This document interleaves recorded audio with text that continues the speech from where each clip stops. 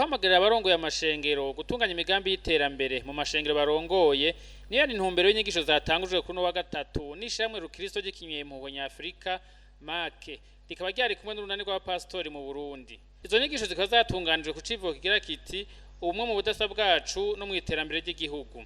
Oya namwe nturutse twiganye nitugire n'umurima n'umwe w'ishenge tudandaza kandi abajene n'urwaruka bose bari no mu mashengero iwacu n'ukuri bakoze b'Imana n'ukuri tutere iyindi ntambwe. Aka gatasi rero kaza genda kwidantifya wewe ishengero bwira na musanteri shiraho umugambi rondera ikibanza urimemo worore utere imbere kandi birashoboka cyane.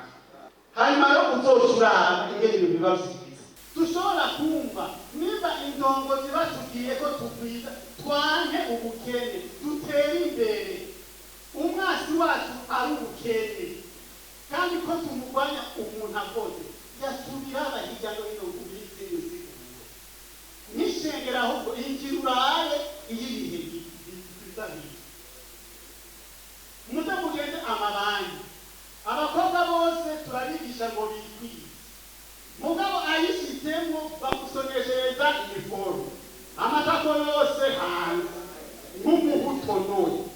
None twebwe abakristo turiko turategura iki kugira umuntu aje no muri banke y'iwacu yakirizwa na twa turirimbo turi mu mikrofone baririmba Yesu ari umuntu w'Imana tumufashe iki Yesu aragukunda urumva ukakirirwa n'iyo Mana ukaziganya muri iyo Mana ugatera imbere muri iyo Mana turiko turakora. Abana bacu bagenda kwiga i Buganda bakagenda kwiga muri Chine bakagenda n'abakristo bameze neza twabasengeye no mw'ishengero twanabarambitseko ibiganza akagaruka ni maketa ugatusanga bagiye kononekarirayo. Nta makaminuza y'ishengero ashobora kuba muri iki gihugu amahanga yose akavuga ati hari amakaminuza i Burundi batanga indero bagatanga Imana umwana agaca ubwenge akamenya Imana akaza ari injene muri byose kandi akaza atunganye.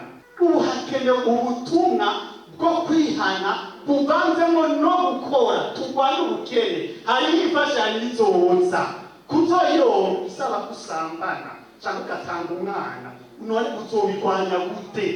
Abapasitori rero bakaba bahamagariwe kugira imirimo y'akarorero hamwe n'ubworozi bwa kijambere ngo bashobore kuba ba mbere mu gushigikira iterambere ry'igihugu. Twashaka gusaba ishengero gusa muri ibi bikorwa bihari ya present projet muga bicambere muri byinshi tuba tugiye imirima y'akarorero aho turi ku mashengero yacu twahure abakristo bacu mu gukora ukorora ukuzigama no kurangana cyo cyambere ngo twasaba mwabukeneye ibikorera amashi ibaze nk'umunyetwe bwa confiance abakozi b'Imana yoteri sa yoteri erega amafaranga menshi agiye hamwe atara make makagiye hamwe abamenshi abantu bagahana genda zakubwira. Izo nyigisho zitangwa n'ishirahamwe make zikaba ziri mu kurikirane kw'inyigisho zatanguye mu mwaka wa 2016 aho mwishirahamwe make bagenda bagaruka ku kugira ubumwe mu budasa bwacu ari navyo bishigikira amahoro arama. Uwo mugambo ukaba uzosozegwa mu mwaka wa 2026.